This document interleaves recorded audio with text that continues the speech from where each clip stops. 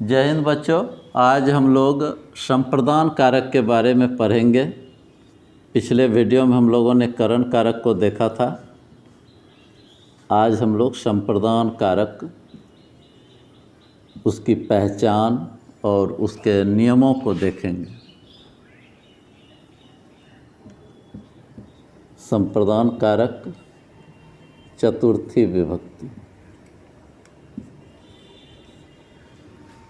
संप्रदान कारक की पहले पहचान होनी चाहिए। सबसे पहले ये पहचानिए कि कैसे हम लोग जानें कि संप्रदान कारक है यही। देख लीजिए कि जैसे राम गाय को घास देता है, राम गाय को घास देता है, तो राम करता है जिसके लिए कोई काम किया जाए तो उसको हम लोग संप्रदान कहते हैं। घास किसको दिया जा रहा है? गाय को, तो ये हो गया संप्रदान कारक। अब इसमें हम लोग रूल को देखेंगे। रूल फर्स्ट, यही नियम होता है। रूल फर्स्ट, संप्रदाने चतुर्थी। संप्रदान कारक में चतुर्थी विभक्ति होती है। इसकी व्याख्या हो गई। संप्रदान कारक में चतुर्थी विभक्ति होती है। जैसे अभी अभी हम लोग ऊपर में देखे थे, राम गाय को घास देता है। राम करता है इसलिए इसमें प्रथमा विभक्ति होगी राम। गाय को ये संप्रदान कारक है और संप्रदान कारक में चतुर्थी। गौ का चतुर्थी होगा गवे। घास की संस्कृत होती है तृण और द्वितीया लगाएंगे तो ये होगा तृणम। देता है लट लकार में है ददाती। रामः गवे तृणम ददाती, ये हो गया संप्रदान कारक। दूसरा जो रूल है, रूल टू में है दानार्थे चतुर्थी।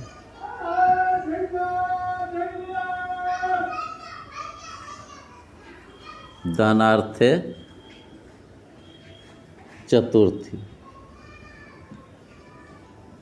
दान के अर्थ में चतुर्थी विभक्ति होती है, जिसको हम दान देंगे। जैसे राम ब्राह्मणों को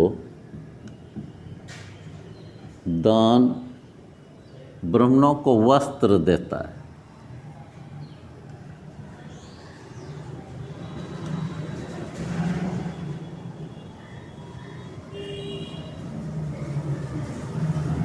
राम ब्राह्मणों को वस्त्र देता है। जिसको दान देगा उसमें चतुर्थी। राम करता है राम। एक ब्राह्मण नहीं है, ढेर ब्राह्मण है तो ब्राह्मणेभ्य।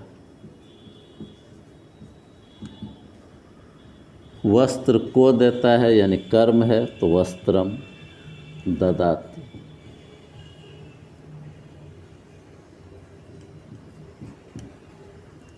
राम ब्राह्मणों को वस्त्र देता है। ये रूल 2। रूल 3 है ये। रूल 3,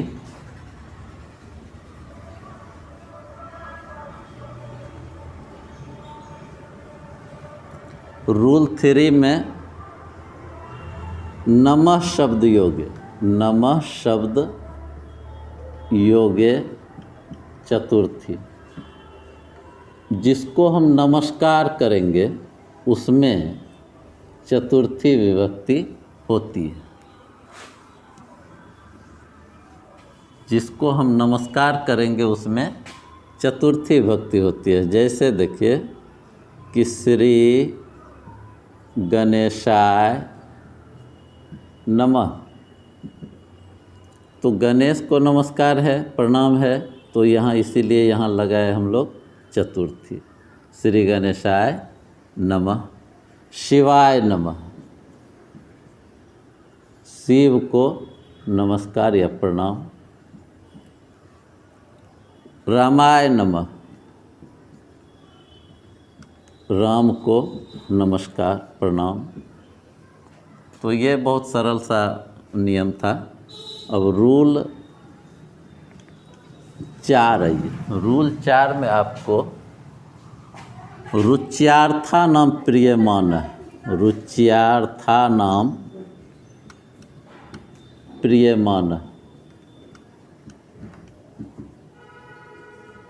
रुच्यार्था नाम प्रियमान। रुच, रुच धातु है। रुच धातु के योग में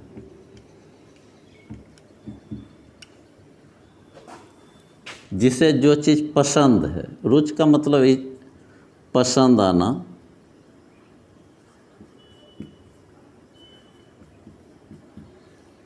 रुच धातु के योग में चतुर्थी विभक्ति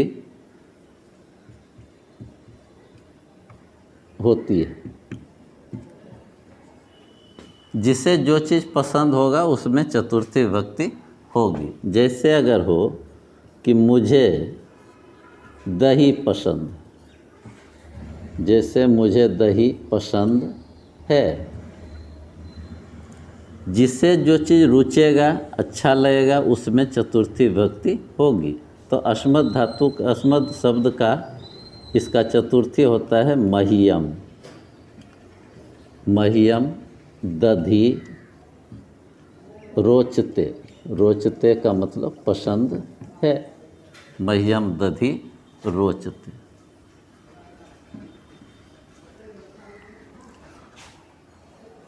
जिसको जो चीज़ पसंद है उसमें चतुर्थी विभक्ति होगी।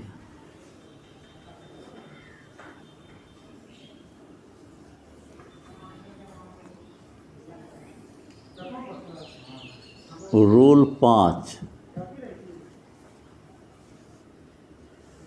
रूल 5, जिससे जो भी दिक्कत हो वो कमेंट बॉक्स में अपनी परेशानी लिखें और फिर हम उसे यथासंभव दूर करने का प्रयास करेंगे। अस्पृह, रिप्सिप्ता,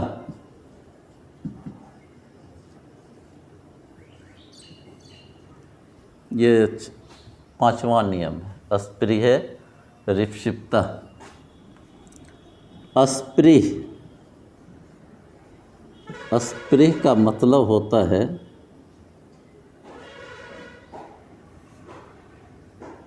चाहना, इच्छा करना या इच्छा करना।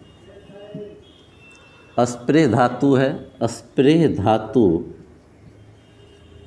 के योग में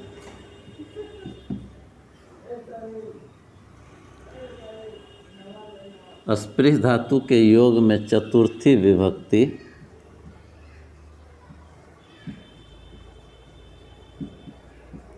होती है। जैसे नेतारः पदाय अस्पृहन्ति। नेता को किस चीज़ की इच्छा है? पद, इसलिए हम लोग इसमें लगाए चतुर्थी। नेतारः पदाय अस्पृहन्ति। नेता को पद पसंद है या पद की इच्छा रखते हैं या करते हैं। रूल 6। रूल 6 में, रूल 6 में आइए, धारे रुत मरना। धारे रुत मरना। धारे रुत मरना, ये धारी धातु है। धारी धातु है ये। धारी का अर्थ होता है धारणा या कर्ज वहन करना। धारणा ही रखे, धारणा। धारी धातु के योग में, धारी धातु के योग में उत्मर्ण किसे कहेंगे? कर्ज देने वाला, कर्ज देने वाला। धारी धातु के योग में उत्मर्ण में चतुर्थी विभक्ति होती है।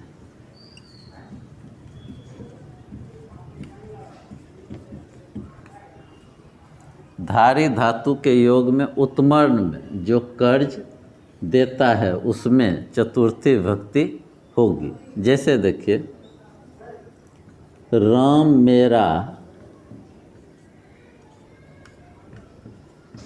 100 रुपये धारता है।